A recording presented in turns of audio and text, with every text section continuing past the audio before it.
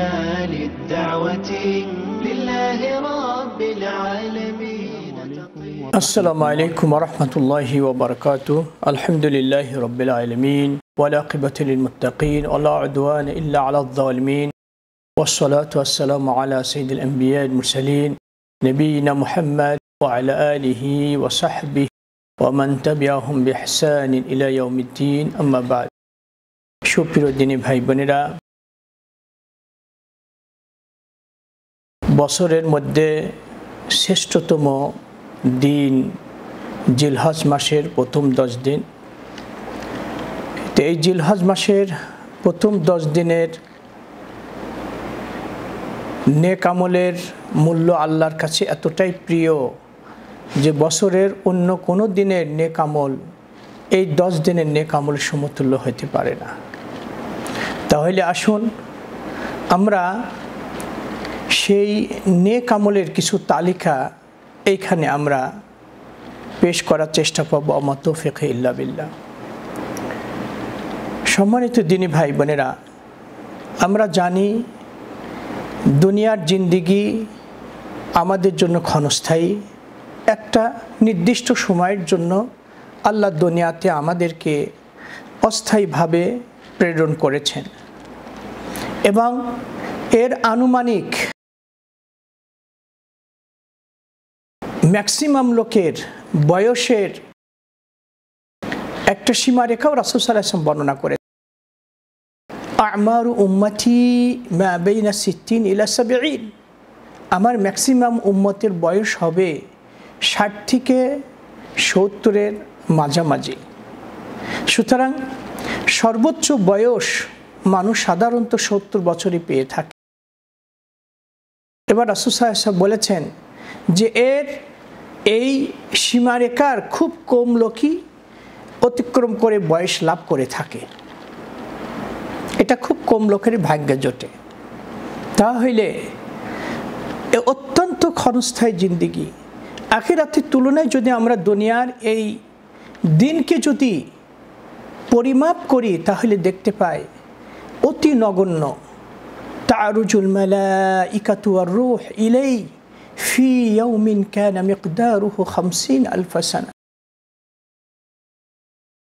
50,000 সানা। আল্লাহ সুবহানাহু ওয়া তাআলা সূরা মাআরিজের 4 নম্বর আয়াতে বলছেন যে কোনো ব্যক্তি যদি দুনিয়াতে 50,000 বছর যদি হায়াত পায়, সে আখিরাতের তুলনায় মাত্র একদিন হায়াত পেল। তাহলে আখিরাতের একটি দিন হবে দুনিয়ার তুলনায় 50,000 বছরের সমতুল্য। তাহলে সেই দিনটা কত বড়, কত মহান। আল্লাহ সুবহানাহু ওয়া তাআলা তার বান্দাকে অত্যন্ত মহব্বত করেন, ভালোবাসেন। এই ভালোবাসার বহিঃপ্রকাশ স্বরূপ আল্লাহ মাঝে মধ্যে কিছু ফজিলতপূর্ণ দিন রাতের সময়ের আগমন ঘটিয়ে থাকেন, যাতে করে আমরা এই দিনগুলোকে, এই মুহূর্তগুলোকে যথাযথভাবে যদি মূল্যায়ন করি তাহলে হইতে পারে এই নির্দিষ্ট দিনগুলোর নেক আমল, আমার বিগত জীবনের নেক আমলের যে ঘাটতি রয়ে গেছে সে ঘাটতি পূরণ স্বরূপ হয়ে যেতে পারে। জিলহজ মাসের প্রথম 10 দিনের গুরুত্ব আমরা অনেকেই পুরাপুরি ওয়াকিফাল নয়। যেই দিনগুলোর ব্যাপারে সহিহ হাদিস বর্ণিত হয় নাই, ওই ক্ষেত্রে ওই দিনের ফজিলত সংক্রান্ত বর্ণিত হাদিসগুলো বিতর্কিত। যেমন শবে বরাত সংক্রান্ত হাদিস, সেই শবে বরাতকে আমরা যেভাবে মূল্যায়ন করে থাকি, শবে বরাতকে উদযাপন করার জন্য আগের থেকে যে প্রস্তুতি গ্রহণ করে থাকি, তার তুলনায় এই জিলহজ মাসের 10 দিন আরাফাতের দিনের গুরুত্ব কিন্তু আমরা অনেকেই অনুধাবন করি না। এটি বড় দুঃখজনক। আল্লাহ সুবহানাহু ওয়া তাআলা এই 10 দিনের কসম খেয়েছেন, ওয়াল ফাজর ওয়া লায়ালিন আশর, ফজরের কসম এবং 10 রাত্রের কসম। এইখানে 10 রাত্র বলতে বোঝানো হয়েছে যে জিলহজ মাসের প্রথম 10 দিন, যেমন ইবনে কাসিরে বর্ণিত হয়েছে। আল্লাহ সুবহানাহু ওয়া তাআলা অন্য আয়াতে বলছেন ওয়াযকুর আসমাল্লাহ ফি আইয়ামিন মা'লুমাত, তোমরা নির্দিষ্ট দিনগুলোতে আল্লাহকে স্মরণ করো। এখানে নির্দিষ্ট দিন বলতে জিলহজ মাসের প্রথম 10 দিন বোঝানো হয়েছে, যেমন আব্দুল্লাহ বিন আব্বাস রাদিয়াল্লাহু তাআলা আনহু ব্যাখ্যা করেছেন। সুতরাং এই 10 দিনের নেক আমল আল্লাহর কাছে অত্যন্ত প্রিয়। মা মিন আইয়ামিন আল আমালুস সালিহ ফিহা আহাব ইলাল্লাহ মিন হাযিল আইয়াম। বছরের দিনগুলোর মধ্যে এই জিলহজ মাসের প্রথম 10 দিনের নেক আমল আল্লাহর কাছে এতটাই প্রিয় যে অন্য কোনো সময় এই নেক আমল এতটা প্রিয় হতে পারে না। আমরা এই দিনগুলোতে প্রথমত বেশি পরিমাণে আমরা তাকবীর ধ্বনি পাঠ করব। আল্লাহু আকবার, আল্লাহু আকবার, লা ইলাহা ইল্লাল্লাহ, আল্লাহু আকবার, আল্লাহু আকবার, লিল্লাহিল হামদ। উঠতে বসতে চলতে ফিরতে, বাজারে, বিদ্যালয়ে, কর্মস্থলে অধিক হারে এই তাকবীর ধ্বনি পাঠ করতে থাকব উঁচু আওয়াজে। এটি আনলিমিটেড। দ্বিতীয়ত ফজর সালাত, ফরজ সালাত তাকবীর উলার সাথে প্রথম কাতার আদায় করার চেষ্টা করব। সাথে সাথে নফল সালাতও অধিক পরিমাণে আদায় করার চেষ্টা করব। রাসূল আকরাম সাল্লাল্লাহু আলাইহি ওয়াসাল্লাম সাওবানকে বললেন, সাওবান আলাইকা বিকাসরাতিস সুজুদ ফাইন্নাকা লা তাসজুদ লিল্লাহি সাজদা ইল্লা রাফা'আকা আল্লাহু বিহা দারজা ওয়া হাত্তা আনকা বিহা খাতিয়া। সাওবান, তুমি বেশি পরিমাণে সেজদা করতে থাকো, নফল সালাত আদায় করতে থাকো, কারণ একটা সেজদার বিনিময়ে আল্লাহ সুবহানাহু ওয়া তাআলা তোমার মর্যাদা বৃদ্ধি করে দিবেন এবং তোমার গুনাহ খাতা মাফ করে দিবেন, নেকির পাল্লা ভারী করে দিবেন। তৃতীয়ত আমরা রোজা রাখার চেষ্টা করব। রোজার নেকি এতটাই যে একদিন যদি আল্লাহ সন্তুষ্টির জন্য আপনি একটা রোজা রাখেন, একটা রোজার বিনিময়ে আল্লাহ সুবহানাহু ওয়া তাআলা কাল কিয়ামতের দিন আপনার চেহারাকে জাহান্নামের আগুন থেকে 70 বছরের রোডের যে দূরত্ব এত দূরে রাখবে। মান সামা ইয়াওমান ফি সাবিলিল্লাহ বা'আদাল্লাহু ওয়াজহাহু আনিন নারে 70 খরিফা। সুতরাং এই রোজা অন্যতম নেক আমল। as-সাওমু লি ওয়া আনা আজজি বি, রোজা বান্দা একমাত্র আমার জন্যই রাখে আর এর প্রতিদান আমি আল্লাহ সুবহানাহু ওয়া তাআলা নিজে হাতে বান্দাকে প্রদান করব।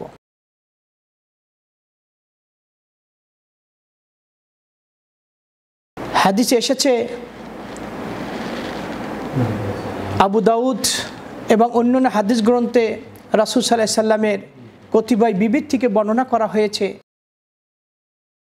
তারা বলেন, কানা রাসূলুল্লাহ সাল্লাল্লাহু আলাইহি ওয়াসাল্লাম ইয়াসুম তিসআ জিলহজ, রাসূল সাল্লাল্লাহু আলাইহি সাল্লাম জিলহজের 1 থেকে 9 তারিখ পর্যন্ত তিনি রোজা রাখেন। as-সাওমু লি ওয়া আনা আজজি বি, আল্লাহ সুবহানাহু ওয়া তাআলা হাদিসে কুদসিতে ইরশাদ ফরমাচ্ছেন, রোজা বান্দা আমার জন্যই রাখে আর এর প্রতিদান আমি আল্লাহ নিজে হাতে বান্দাকে প্রদান।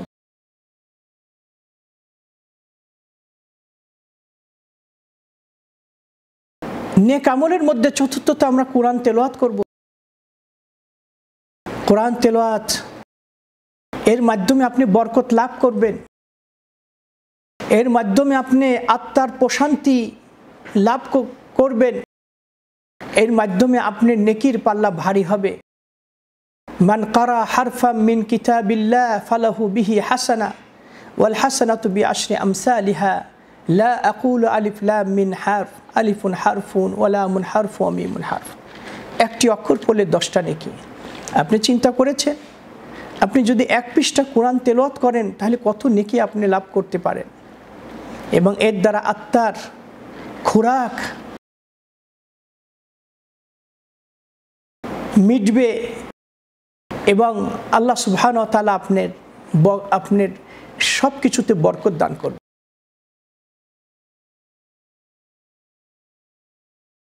এরপর যেটি সেটি হচ্ছে আমরা আত্মীয়তার সম্পর্ক সুদৃঢ় করব।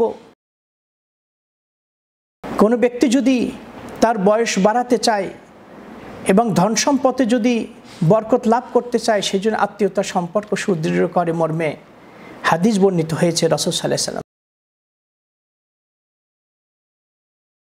বিশেষ করে আমরা পিতামাতার সাথে সুসম্পর্ক বজায় রাখার চেষ্টা করব।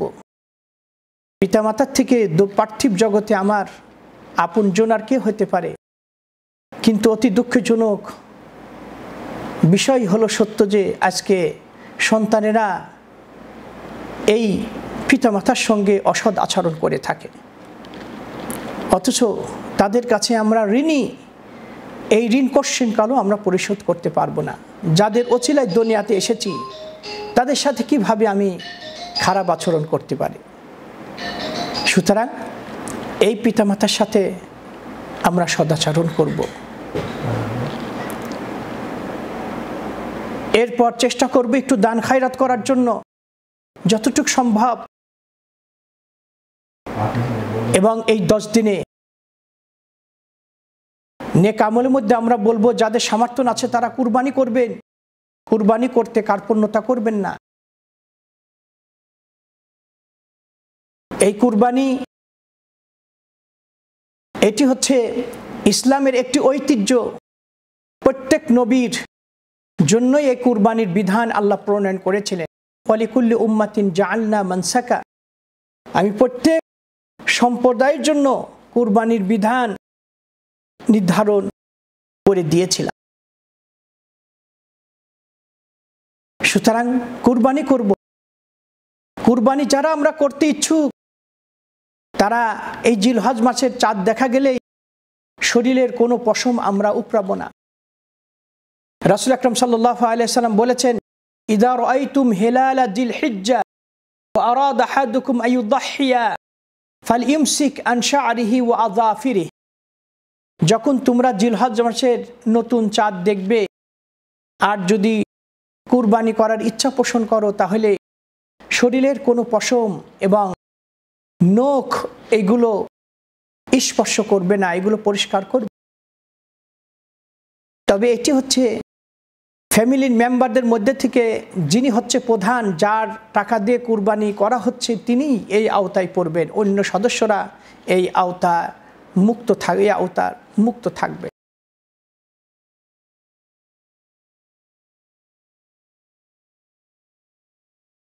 সুতরাং বিশেষ করে আমরা চেষ্টা করব যারা হজ করতে যাব না তারাই আরাফাতের দিনে রোজা রাখার চেষ্টা করব। রাসূল সাল্লাল্লাহু আলাইহি সাল্লামকে আরাফাতের দিনে রোজা সম্পর্কে প্রশ্ন করা হয়েছিল। তিনি বলেছেন, আহতাসিবু আলাল্লাহ আইয়ুকাফিরা সানাতাল্লাতি ক্বাবলা ওয়া সানাতাল্লাতি বা'দা, আমি আশা করি যে এই আরাফাতের দিনে একটি রোজার বিনিময় আল্লাহ সুবহানাহু ওয়া তাআলা তার বিগত 1 বছরের এবং সম্মুখের 1 বছরের 2 বছরের গুনাহ আল্লাহ মাফ, এই 2 বছরের গুনাহ মাফের কাফফারা স্বরূপ হয়ে যায় এই আরাফাতের দিনের একটি রোজা। আসুন আমরা বেশি পরিমাণে এই দিনগুলোতে সুবহানাল্লাহ আলহামদুলিল্লাহ ওয়া লা ইলাহা ইল্লাল্লাহু আল্লাহু আকবার, এই তাসবিহ, তাহলিল, তাকবীর, তাহমিদ এটা আমরা বেশি পরিমাণে পড়ার চেষ্টা করি। আল্লাহ সুবহানাহু ওয়া তাআলা আমাদের সকলকে তৌফিক দান করুন। হাদা ওয়াল্লাহু আ'লাম ওয়া সাল্লাল্লাহু নবিনা মুহাম্মদ ওয়া আলা আলিহি ওয়া সাহবিহি আজমাইন। আসসালামু আলাইকুম ওয়া রাহমাতুল্লাহি ওয়া বারাকাতুহু। আসসালামু আলাইকুম ওয়া রাহমাতুল্লাহি ওয়া বারাকাতুহু। আলহামদুলিল্লাহি রাব্বিল আলামিন ওয়াল আকিবাতু লিল মুত্তাকিন ওয়া লা উদওয়ানা ইল্লা আলাল যালিমিন ওয়াস সালাতু ওয়াস সালামু আলা সাইয়্যিদিল আমবিয়া ওয়াল মুরসালিন নবিয়িনা মুহাম্মদ ওয়া আলা আলিহি ওয়া সাহবিহি ওয়া মান তাবিআহুম বিইহসানিন ইলা ইয়াউমিদ্দিন। আম্মা বা'দ। সুপ্রিয় দিনী ভাই বোনেরা, এই পর্বে আমরা এই জিলহজ মাসের 1 তারিখ থেকে শুরু করে আইয়ামে তাশরিকের শেষ 13 তারিখ আসর পর্যন্ত যে তাকবীর ধ্বনি অধিক পরিমাণে পাঠ করতে হয়, এই তাকবীর ধ্বনি আমরা কিভাবে পাঠ করব? তাকবীর এটি হচ্ছে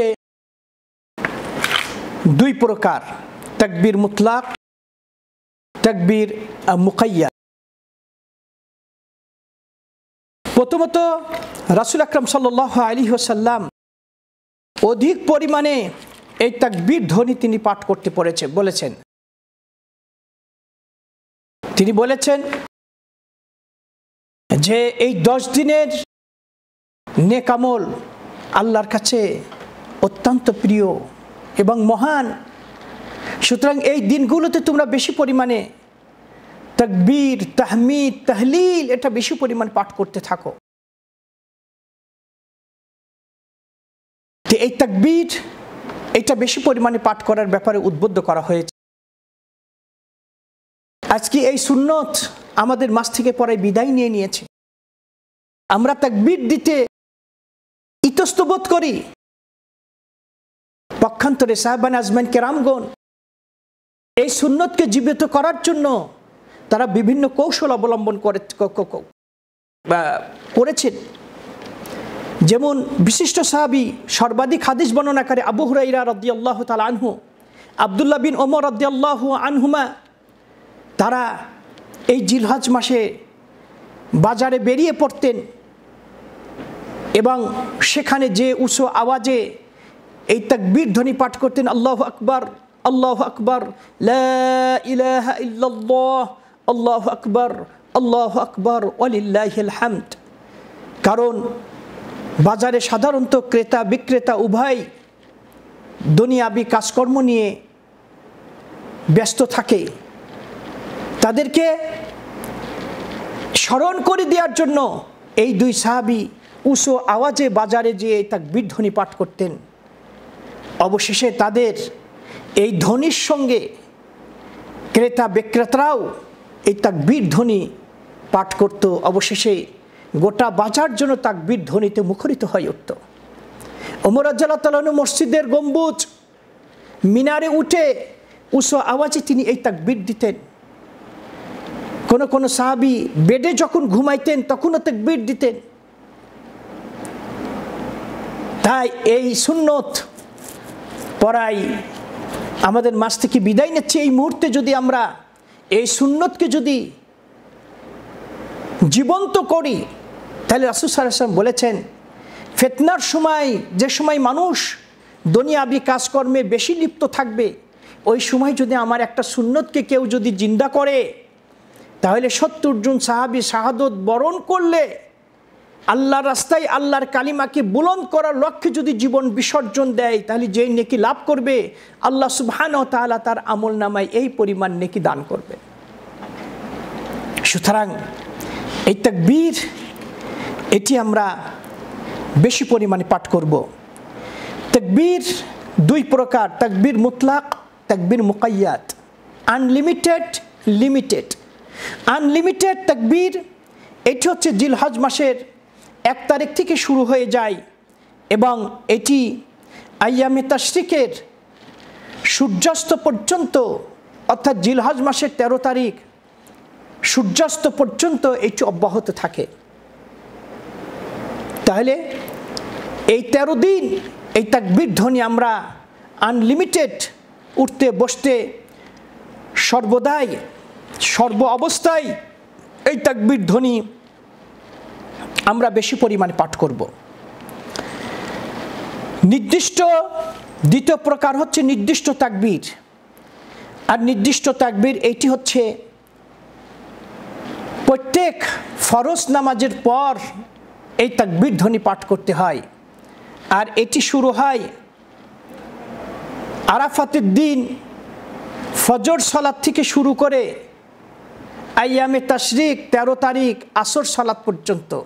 এই 5 দিন প্রত্যেক ফরজ নামাজের পর ইমাম সাহেব যখন সালাম ফিরবেন, সালাম ফিরার পর একবার আল্লাহু আকবার অথবা 3 বার আস্তাগফিরুল্লাহ, আস্তাগফিরুল্লাহ, আস্তাগফিরুল্লাহ এরপর একবার আল্লাহুম্মা আনতাস সালাম ওয়া মিনকাস সালাম তাবারাকতা ইয়া যাল জালালি ওয়াল ইকরাম। এইটি বলার পরে এইবার আমি তাকবীর ধ্বনি কয়েকবার পাঠ করব। আল্লাহু আকবার, আল্লাহু আকবার, আল্লাহু আকবার, লা ইলাহা ইল্লাল্লাহ, আল্লাহু আকবার, আল্লাহু আকবার, ওয়ালিল্লাহিল হামদ। এই তাকবীর ধ্বনি এইটি হচ্ছে আমরা এইভাবে অধিক পরিমাণে এটি আমরা পাঠ করতে থাকব। তবে যারা হচ্ছে হজ করতে যাবেন হাজি সাহেবানরা, এরা হচ্ছে এই 10 তারিখ, এইটা 10 তারিখ পাঠন মারার পরের থেকে এই তাকবীর ধ্বনি তারা মানে পাঠ করতে থাকবেন। এই তাকবীর কয়েকটা শব্দ এসেছে, আপনি আল্লাহু আকবার, আল্লাহু আকবার, লা ইলাহা ইল্লাল্লাহ, আল্লাহু আকবার, আল্লাহু আকবার, ওয়ালিল্লাহিল হামদ। এইটি আল্লাহু আকবার, আল্লাহু আকবার প্রথমে আপনি 2 বার বলতে পারেন, আবার আপনি আল্লাহু আকবার, আল্লাহু আকবার, আল্লাহু আকবার, লা ইলাহা ইল্লাল্লাহ, আল্লাহু আকবার, আল্লাহু আকবার, ওয়ালিল্লাহিল হামদ। এটি হচ্ছে আপনি এই 3 বারও পড়তে পারেন। সুতরাং এই তাকবীর ধ্বনি এইটি হচ্ছে আমরা বেশি পরিমাণে পাঠ করব। উচ্চ আওয়াজে এইটি হচ্ছে পুরুষেরা পাঠ করবে আর মহিলারা নিম্ন আওয়াজে এই তাকবীর ধ্বনি পাঠ করবে। তদ্রূপ আমরা অধিক পরিমাণে জিকির করব। রাসূল সাল্লাল্লাহু আলাইহি ওয়াসাল্লাম বলেছেন, আহাব্বুল কালাম ইলাল্লাহি আরবাআ, আল্লাহর নিকটে সবচেয়ে প্রিয়তম বাক্য হচ্ছে 4টি, সুবহানাল্লাহ, আলহামদুলিল্লাহ, ওয়ালা ইলাহা ইল্লাল্লাহু, আল্লাহু আকবার। এই 4টি বুখারী শরীফে এসেছে সামুরা বিন জুনদুব থেকে, আল্লাহর কাছে সবচেয়ে প্রিয় বাক্য। তাহলে সুবহানাল্লাহ, আলহামদুলিল্লাহ, ওয়ালা ইলাহা ইল্লাল্লাহ, আল্লাহু আকবার, এটিও আমরা বেশি পরিমাণে পড়ব।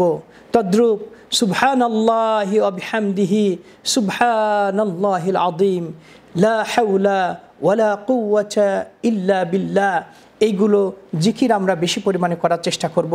আল্লাহ আমাদের সকলকে তৌফিক দান করুন। হাদা ওয়াল্লাহু আলাম, ওয়া সাল্লাল্লাহু নবিনা মুহাম্মদ ওয়া আলা আলিহি ওয়া সাহবিহি আজমাইন। ওয়াসসালামু আলাইকুম ওয়া রাহমাতুল্লাহি ওয়া বারাকাতুহু।